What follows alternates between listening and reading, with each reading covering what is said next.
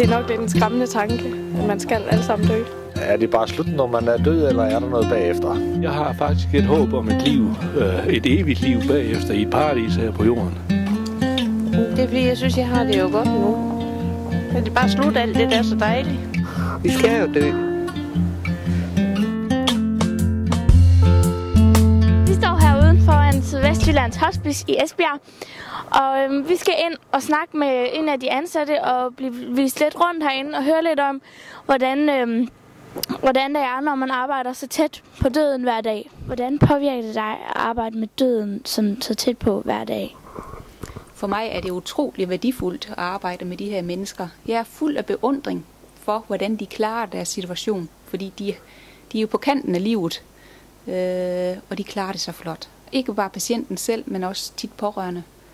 Det er utroligt, hvad de kan klare. Når I kan se, at nu er det sådan ved at være til sidst, hvad laver I så sådan for at gøre det så roligt som muligt for patienten, så det ikke er så skræmmende? Noget af det, vi gør, det er, at vi forbereder patienten. At vi fortæller, at det, der sker, det er, at du kommer til at sove mere og mere. Og vi siger, at vi skal nok hjælpe dig. Vi skal nok både hjælpe dig, så du ikke har ondt, og ikke har åndenød, og det ikke bliver ubehageligt for dig. Der har vi en masse god medicin, vi kan hjælpe med. Og vi skal også nok hjælpe din familie. For det er så vigtigt, at patienten, der ligger der i sengen og ikke kan tage om sin grædende kone, at der er noget professionelt personale, der også hjælper familien. Fordi så ved de, at de kan slappe af. Vi fortæller patienten, hvad der skal ske, og vi fortæller pårørende, at nu kommer de vedkommende til at sove mere og mere, der kommer pause i vejrtrækningen, de bliver lidt kolde på hænder og fødder, og måske lidt blå, og det er det, der sker. Vi har eksisteret i 2 år, hospice her i Esbjerg, og vi har haft 250 patienter. Og jeg har aldrig oplevet, at der var nogen, der havde en dødskamp. Jeg har kun oplevet, at det var som at lægge sig til at sove, at det har været stille og roligt. Så på den måde frygter jeg ikke døden. Vi er meget professionelle, og det gør også, at vi gør vores arbejde, og det er et arbejde også at gå meget, meget tæt på. Nærvær er noget af det vigtigste her på hospice. Det er, at man kan holde i hånd og være der, selvom patienterne har det rigtig, rigtig svært. Jeg tror, at man lærer at leve livet lidt mere og lade være med at gå i alt for mange små detaljer. Man lever livet lidt mere i nuet, fordi det er det, vi prøver at få patienter og pårørende til at gøre her på hospice. At er det en god dag, jamen, så er det i dag, vi lige skal tage ud til stranden og dyppe fødderne i vandet og lave nogle gode oplevelser. Det er livet nu, der betyder noget. Det liv, vi har med hinanden, der betyder noget nu. Gribe nuet, hvis man kan sige det sådan. Overhovedet ikke. Jeg har et meget afslappet forhold, så jeg nyder det, mens jeg lever. Ja, både år. Fear no. Ja, lidt gør jeg. Efter jeg er blevet mor, så gør jeg. Nogle gange. Nej, hvad er I bange for? Nej, overhovedet. Ja, det gør jeg vel som de fleste andre normalt, men det er ikke noget, jeg sådan går og tænker på til daglig. Nej, helt bestemt ikke. Jeg er ikke bange for at dø, men jeg vil ikke dø nu. Jeg vil gerne have lov til at vente meget, meget lang tid. Der er meget, jeg skal nå, og der er meget, jeg gerne vil opleve. Da jeg mistede min far, så synes jeg, det var fint, som det foregik, fordi han var gammel. Men jeg synes, det er forfærdeligt, når det er unge mennesker. Sidste år her på skolen, så mistede vi jo en af vores kammerater, og det var også selvom hvis man ikke havde snakket særlig meget med ham, så var det rigtig hårdt, og sådan lige pludselig var en forsvandt. Jeg havde en kammerat, som var død på knallert. Det var ikke særlig rart. Det kom meget pludselig. Det at miste, tror jeg, noget af det sværeste, vi mennesker bliver udsat for. Der er nogle af vores patienter, der er meget religiøse, som har en forestilling om paradisets have. Og der ved vi også, at nogle af de patienter, der har oplevet at være rigtig, rigtig syge i forbindelse med en operation for eksempel, og være ved at dø, altså de siger, at den der nærdødsoplevelse, det er noget med lys i en tunnel, eller et eller andet film, der passerer. Og på den anden side, der er det rigtig, rigtig lyst og varmt og dejligt. Der er nogen, der finder fred og ro i deres religiøsitet, at de ved, at Gud eller Jesus venter dem. Og det synes jeg er en god ting. Jeg har også nogle af dem, der er meget religiøse, som er klar til at dø nu, men hvor deres krop alligevel ikke er døende. Som næsten bliver lidt vred på, hvad Herre siger, at jamen, du må godt tage mig nu, hvorfor gør du det ikke? Og så kan det være svært, når man egentlig er så parat til det, men kroppen alligevel er parat til at dø. Så der kan troen på, hvad Herre og troen på Gud samtidig være et dilemma for dem. når man har været her i 14 dage, så er det rigtig mange af vores patienter, også deres familie, der er kommet rigtig, rigtig langt i at acceptere snarlig død.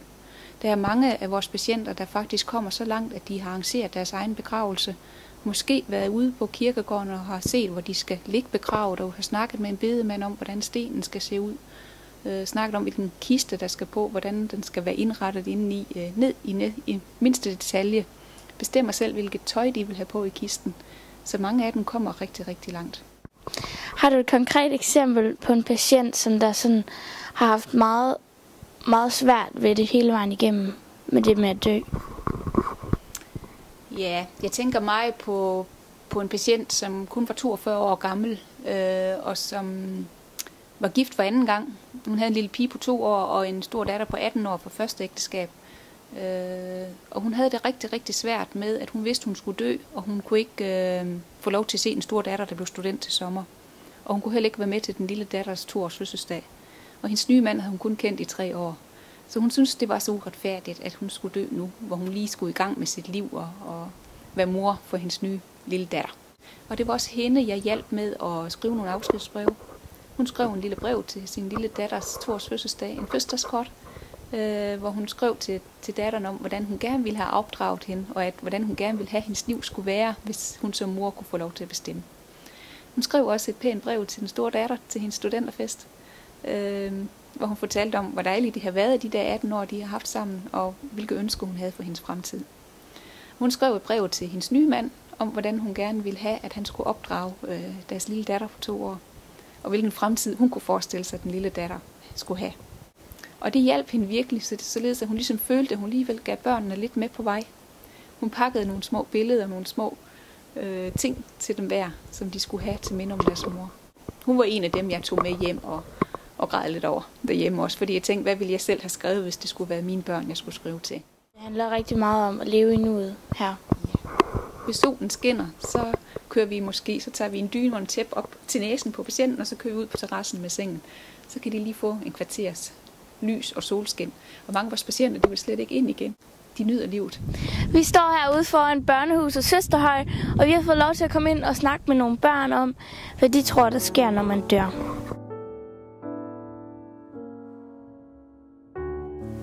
Det ved jeg ikke. Op i himlen. Ved jorden. Min mor tror i hvert fald, at man bliver til en engel, når man er færdig med at blive død. Ja. Okay, tror du også det? Ja. Så flyver man op til himlen og sådan noget. Pjat med vinger og... Børnenes syn på døden, eller forståelse af døden, er meget konkret. Børn tænker i konkrete billeder. Og de gør det på den fantastiske måde, at de samtidig har en fantasi, som uden problemer glider over alle de grænser, som vi tit sætter, når vi er voksne. Jeg tror, hun ligger nede i kisten først, og så er hun oppe i luften.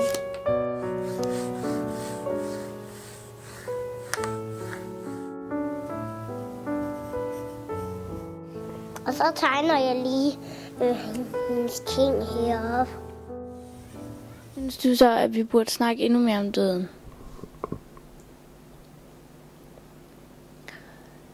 Jeg synes, vi skal snakke om livet.